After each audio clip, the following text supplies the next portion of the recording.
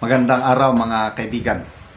Bigyan natin ng reaction, opinion ngayon itong post ang balita ngayon. Title, Mansyon ni Saldico, kumpirmadong ginawang money vault. Ibinunyag sa Independent Commission for Infrastructure na ang mansyon ni dating Ako Bicol Elizalde Saldico sa Valle Verde 6, Pasig City ay ginamit bilang imbakan ng salapi mula umano sa mga proyekto ng gobyerno. Ayon kay Bryce Hernandez, dating DPWH Assistant District Engineer ng Bulacan, mula 2023 hanggang 2025. Sunod-sunod ang mga cash deliveries sa bahay ni Ko sa Ladybug Street. Bawat biyahe ay 7 sasakyan ang gamit at ang bawat malaking bagahe ay may 50 million habang ang maliliit ay may 30 to 40 million. Ito ang pahayag na discovery niya sa eksklusibong ginagamit ang bahay para sa imbakan ng deliveries kay Congressman Ko dahil walang kasangkapan sa loob. Poros bagahe lamang mula sa iba't ibang pinagmulan. Bukod dito, tumatanggap din umano ng pera si Ko sa penthouse niya sa The Shangri-La at The Port BGC, kung saan ang kanyang chief of staff na si Paul Estrada ay tumatanggap ng mga maleta sa basement ng gusali. Ang pahayag ni Hernandez ay dumugtong sa naunang testimonya noong nakaraang buwan ng dating aide ni Ko na si Orly Gutesa na nagbukas ng pinto sa malawakang aligasyon ng kickback at cash drops sa mga opisyal ng gobyerno. So, nagdudugtong po o nag-corroborate ang statement ni Engineer Bryce Hernandez at ang statement ni Orly Gutesa. Sa pagharap ni Gutesa sa Senate Blue Ribbon Committee noong September 2025, direkta niyang sinabi, yung palang pera na binubuhat namin at dinideliver ay mula sa masamang gawain na nagdulot ng baha na ikinamatay ng tao at imbes na gamitin ang pera sa edukasyon at medical na programa ay napunta pala sa mga bulsa ng mga politiko. Ibinunyag ni Gutesa na 2 hanggang 3 beses kada linggo ang tinatawag nilang basura drop, kung saan bawat malita ay naglalaman ng 48 million. Tagabuhat lang ako ng maleta ng basura. Ang ibig sabihin ng basura ay maleta na may lamang pera. Ang bawat maleta ay may lamang humigit kumulang 48 million. Si Ko, ang dating House Appropriations Committee Chairman, ay tinutukoy sa ulat ng ICI. Ito yung interim report ng ICI.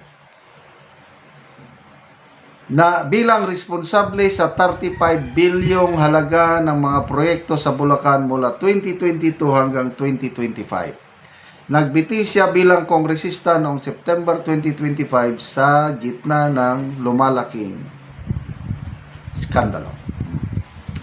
So,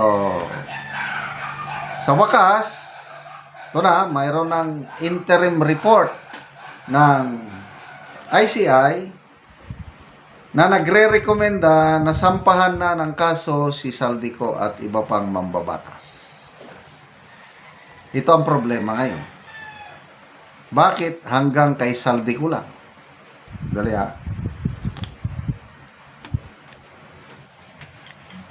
Nagagawa ba lahat ng ito ni Saldico na siya lamang o may utak pa?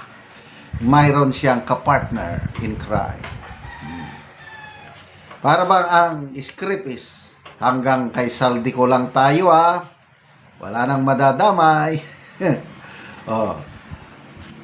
So ito pa ang nakakadismaya, nakakagalit, I don't know how will I call it. Okay lang sana kung nandito si Saldico para mapanagot natin. Ngayon, wala na siya eh. Na-safety na. Tumakas. Bago pa pumutok ang issue, nakabantay na sila siguro. Ayan. Binigyan ng travel authority, pumunta sa ibang bansa para magpagamot.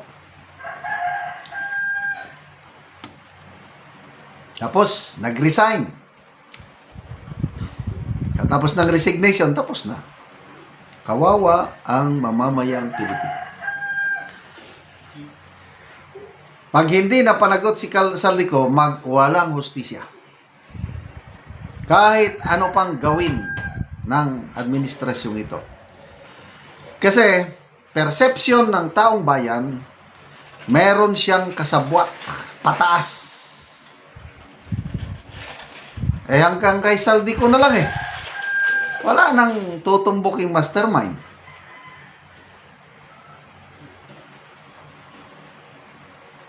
Kung gusto, maraming paraan. Kung ayaw, maraming dahilan. Yan ang banat ni Congressman Toby Chanco sa DFA. Bakit hindi nyo pa kansilahin ang passport ni Saldico?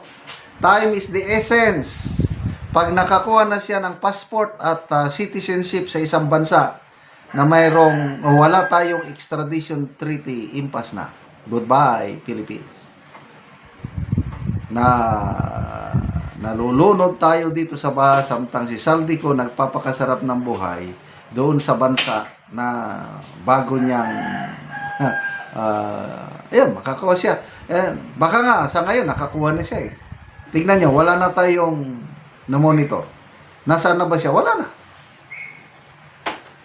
Example, mayroong cabinet secretary ngayon. Nakakuha pala siya ng citizenship niya sa ibang bansa. Di hayahay. Although sinasabi niya na na-surrender na daw, ano ba yan? So, meron ba tayong maasahang hustisya? To me, ang hustisya lang natin, makukuha lang natin sa mga small fish. Walang balyena. Borrowing the words of, sino bang nagsabi? Si Secretary John Vic ba? O si... Balyena daw ang makukulong eh.